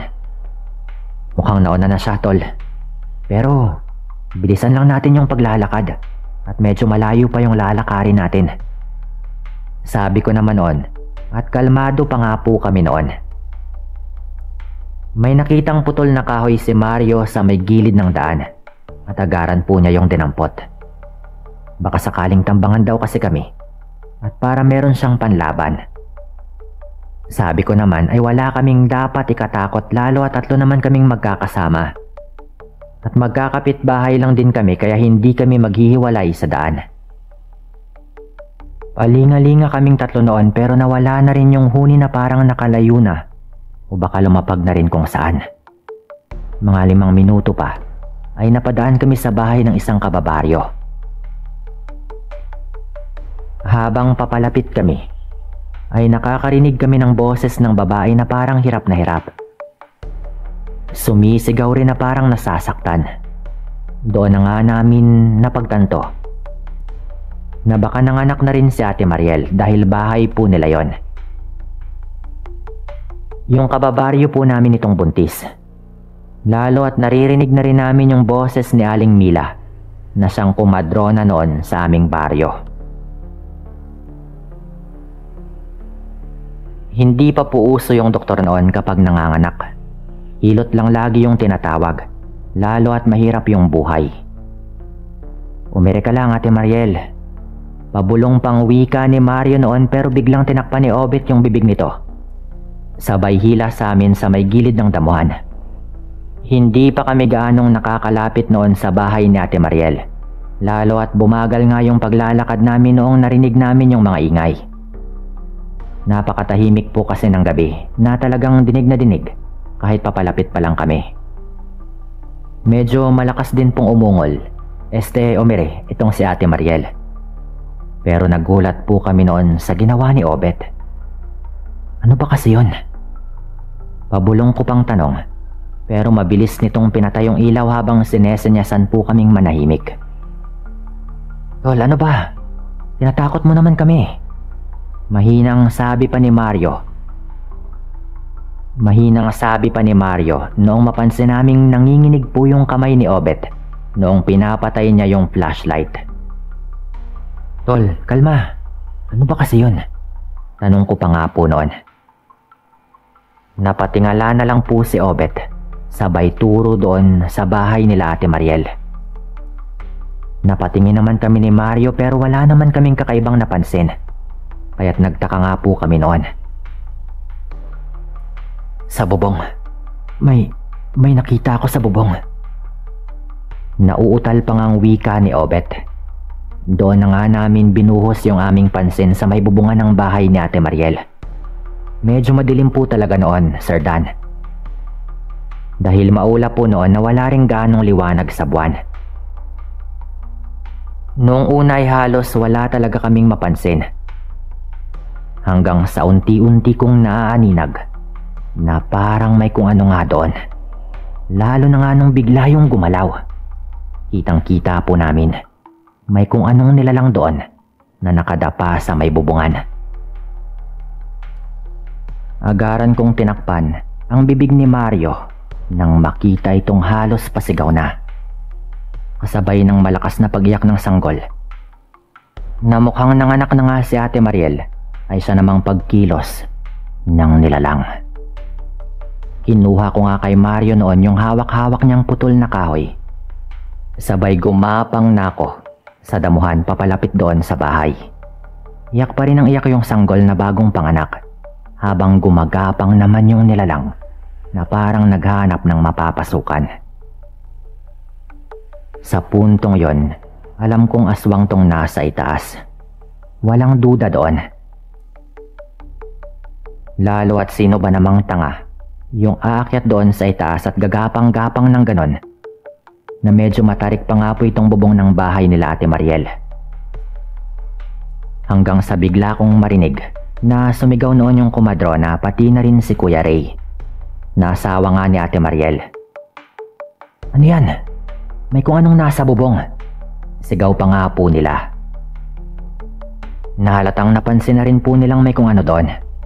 Pawid lang kasi yung bubong at pansin ko na nga po noon na parang sinusubukan yung baklasin ng nilalang. Nung sumigaw na nga po sila sa loob at malapit na rin ako sa bahay, mabilis po akong tumayo.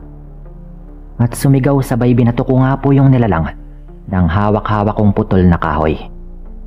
"Aswang! Merong aswang sa bubong ninyo, Kuya Ray!" Sigaw ko pa nga po noon. Tinamaan ko yung aswang na iyon. Naagarang napalingon at nagulat. Napaangil po yun habang nakatingin sa akin. Mukhang hindi lang talaga kami napansin nun, dahil nakabuhos yung lahat ng kanyang atensyon doon sa sanggol, nakakapanganak pa lamang. Halos maihinga po ako noong makita ko yung nakakapangilabot nitong itsura.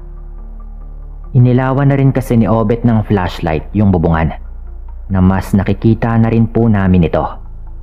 Bago pa man ako makagalaw, pinagbabato din po yun ni Mario habang sumisigaw. Paglabas ni Kuya Ray na merong hawak-hawak na sulo at itak, parang hayop pong tumalon yung nilalang sa kabilang side ng bahay nila Kuya Ray. Tinalon lang po niya iyon ng walang pag-alinlangan, yung ganong kataas na bubungan na lalong nagbigay sa amin ng kilabot. Kumpirmadong aswang po yun. Nagtakbuhan kami noon pero napakabilis po nung maglaho. "Nakita niyo ba yon?" Tanong pa nga po ni Kuya Ray at sabay-sabay kaming napatango. Tinamaan ko siya nung binato ko siya, Kuya. "Aswang yon. Naabutan mo rin naman siguro." Wika ko pa nga po noon at napatango naman po ito. "Kung wala kayo, baka may kung ano pang nangyari. Halos baklasin na nga niya yung bubong namin eh." Wika pa nga po ni Kuya Ray noon. Nung sandaling yon, ay tumigil na rin sa pagiyak yung sanggol na bagong panganak. Pumasok kami sa bahay nila Kuya Ray noon.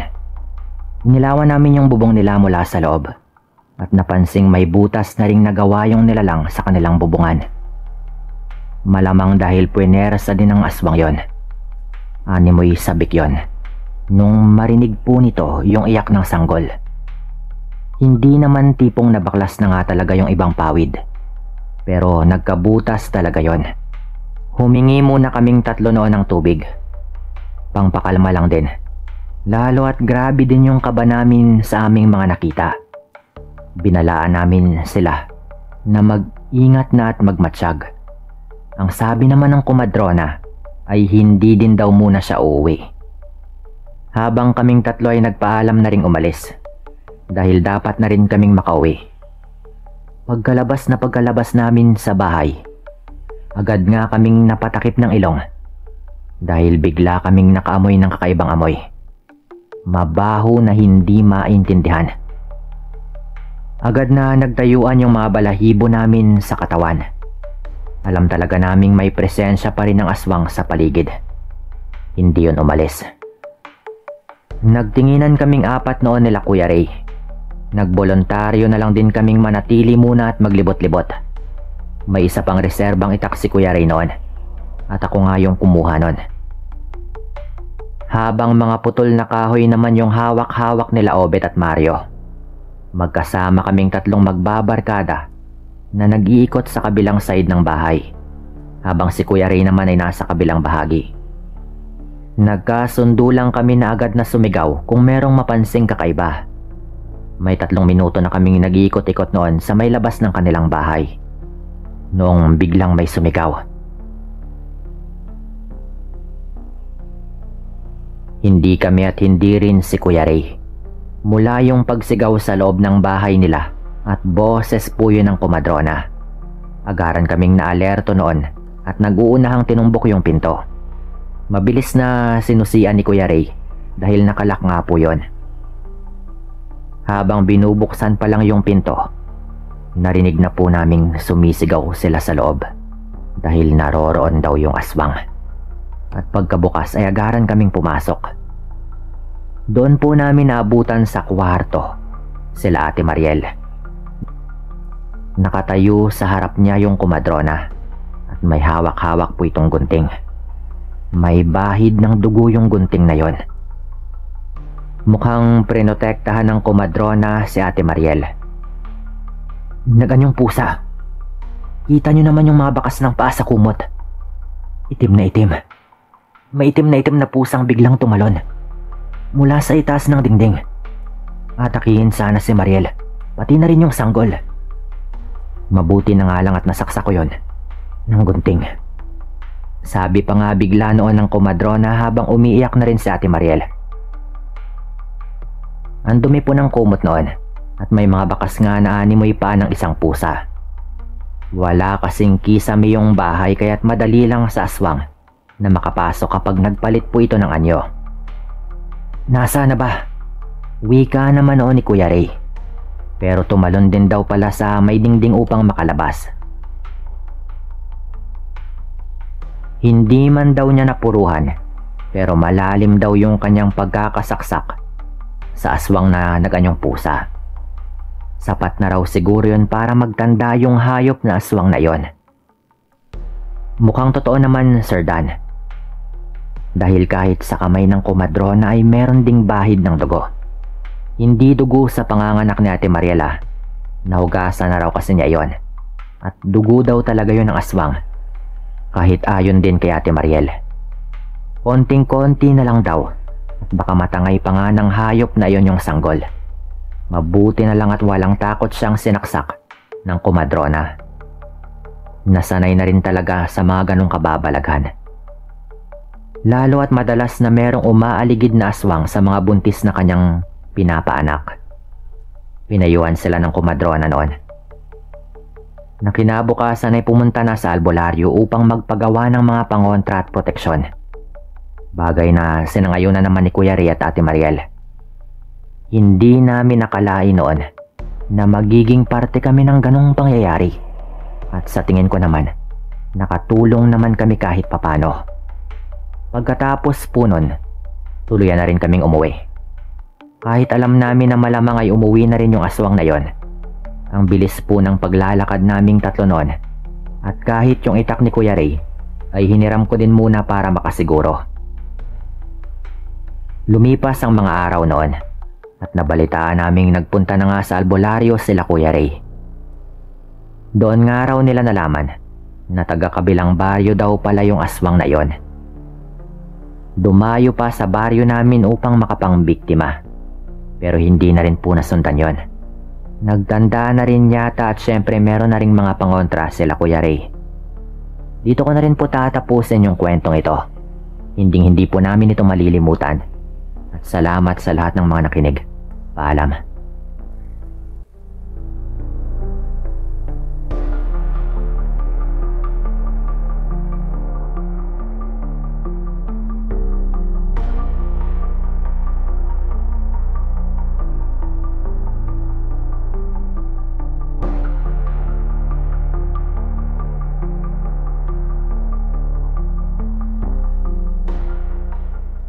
Good day sa inyong lahat.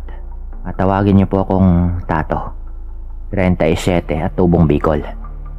Nais ko pong ibahagi sa channel mo yung aking kwento tungkol sa aswang na sumabay sa aming biyahe sa Bicol nitong 2022 noong Holy Week. Isa po akong konduktor sa isang sikat na kumpanya ng bus na hindi ko na lang papangalanan dahil syempre mahirap na. Lalo at dito pa rin po kami nagtatrabaho ng kasamahan kong driver na nakaengkwentro ng nakakatakot na nilalang. Ang biyahe po namin ay Cubao, bound to Bicol. At yung driver pong itong kasama ko ay tawagin na lang po nating Ponso, na sa pagtatansya ko ay mga nasa mahigit 50 na rin po yung edad. IT po talaga yung kursong tinapos ko, pero dahil sa hindi ko po nabigyan ng oportunidad na magamit yung aking kinuhang kurso, ay napilitan po akong magtrabaho sa kumpanya ng ninong ko na driver. Ipinasok niya ako doon pansamantala habang naghanap ng mas mainam na trabaho. Siyempre nung una ay medyo nahirapan po ako. Pero dahil magaling po at pinagkakatiwalaan ko talaga yung driver na si Kuya Ponso, ay naging madali po kahit papano yung ilan sa mga bagay-bagay sa trabaho. Huwebes Santo po noon, nung tumanggap kami ng trip pauwi ng probinsya. Pinatos ko na rin po yon dahil dagdag income rin. At libreng sakay na rin pauwi. Maaga po akong nag-asikaso noon, lalo at mataas po yung pamasahe noon dahil marami nga pong pasahero kaya hindi po kami pwedeng tamarin. Isa pa ay double pay rin po nung araw na yon dahil regular holiday po yon at araw ng uwian ng mga empleyadong hahabol sa mahal na araw. O yung mga bakasyonista ring gustong mag-unwind sa mga kung saan-saan. Habang nagpapapuno po kami ng mga pasahero na hindi naka-attend sa booking, ay may lumapit sa akin na isang babae na weirdo kung titignan.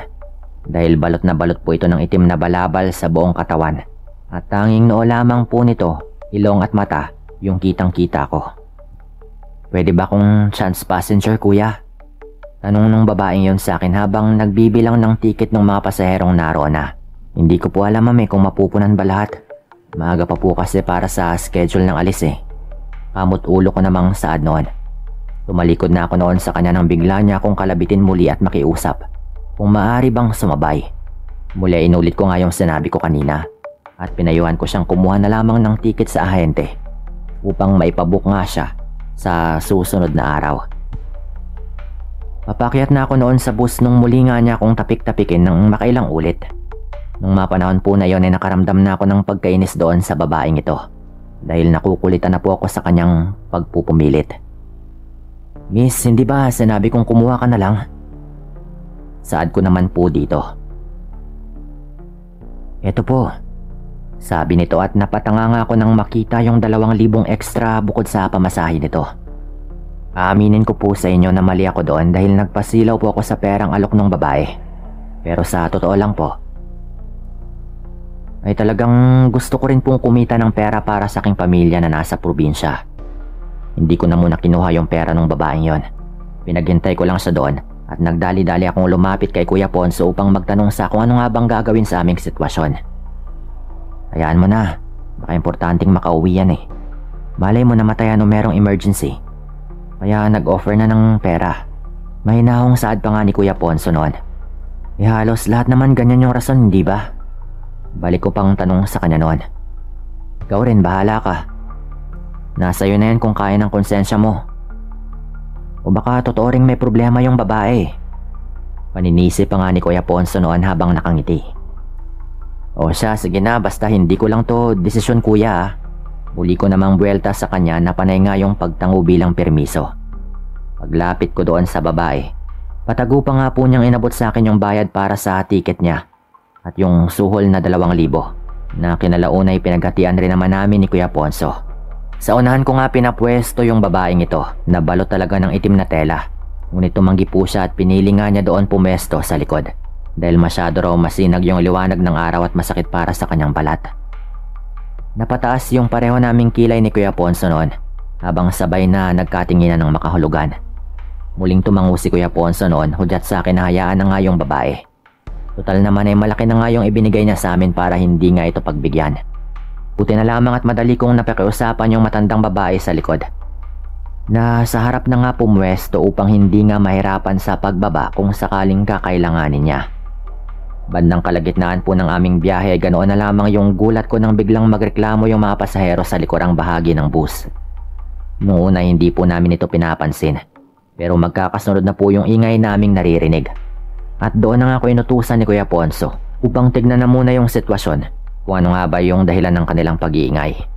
Hindi pa nga ako nakalapit sa may gawing dulo nang bigla kong masamyo yung napakabahong amoy na talaga namang nagpabaliktad ng aking sikmura.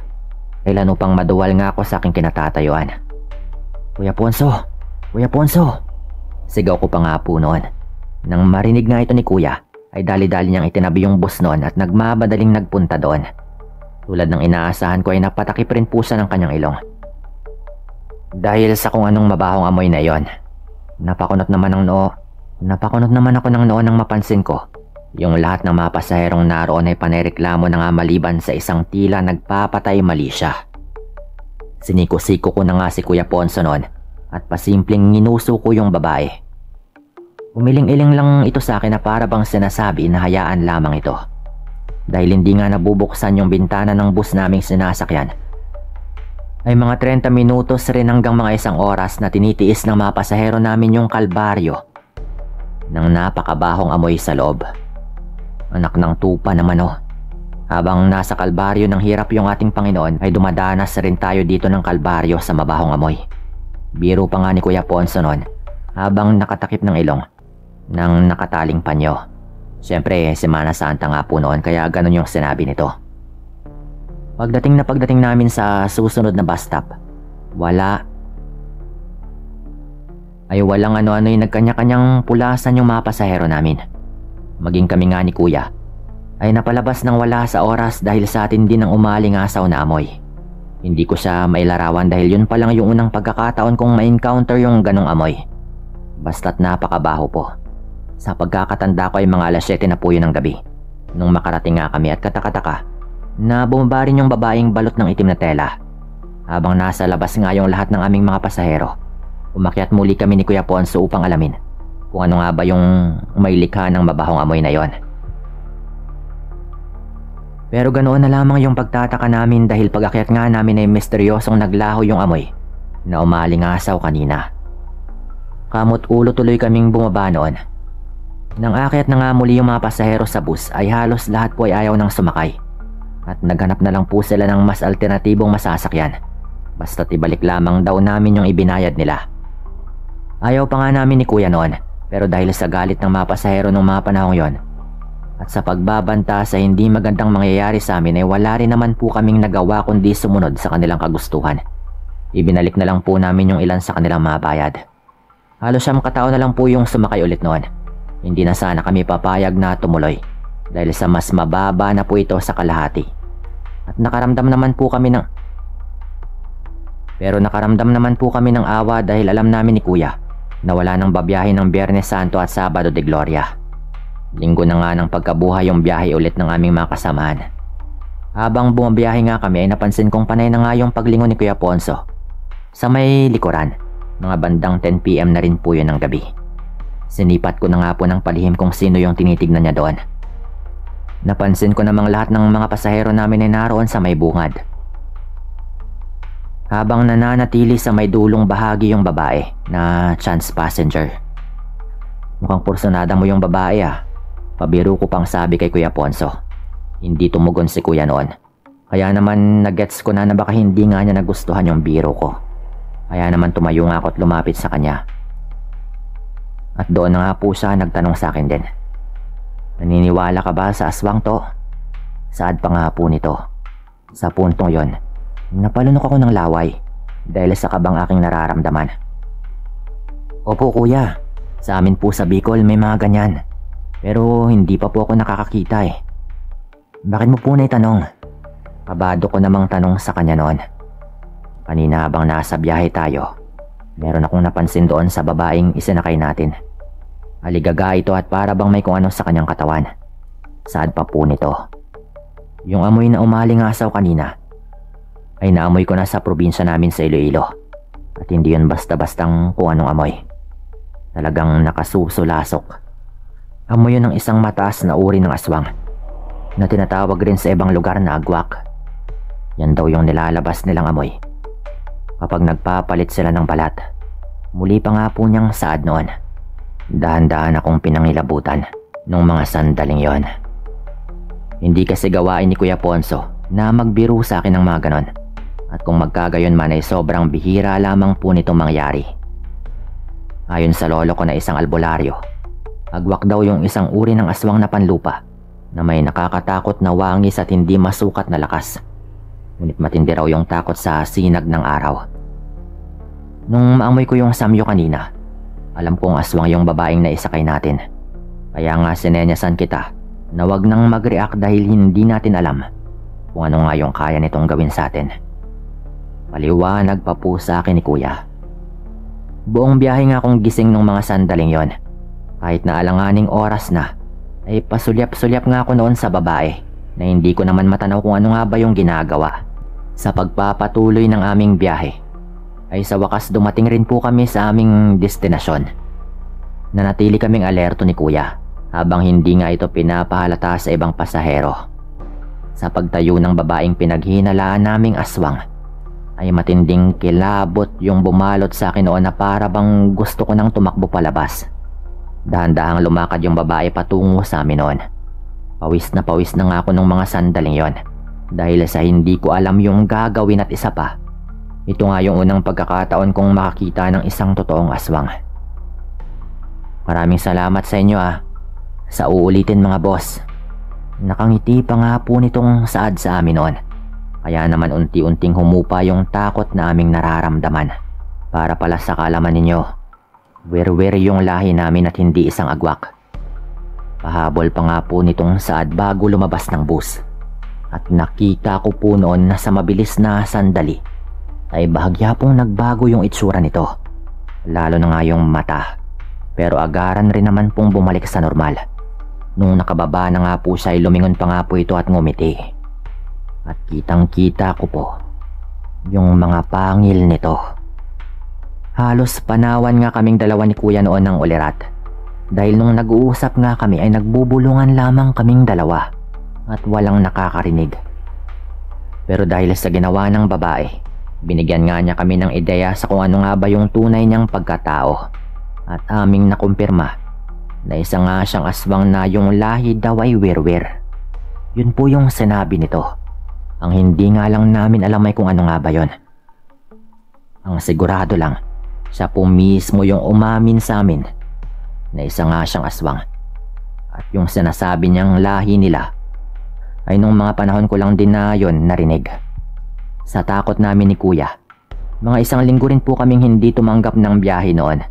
Sa takot na baka muling makaengkwentro yung babaeng chance passenger na aswang.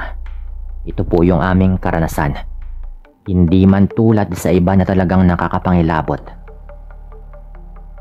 Masisigurado ko po sa inyo na talagang nangyari po ito. Maraming salamat sa lahat ng mga nakinig dito at paalam.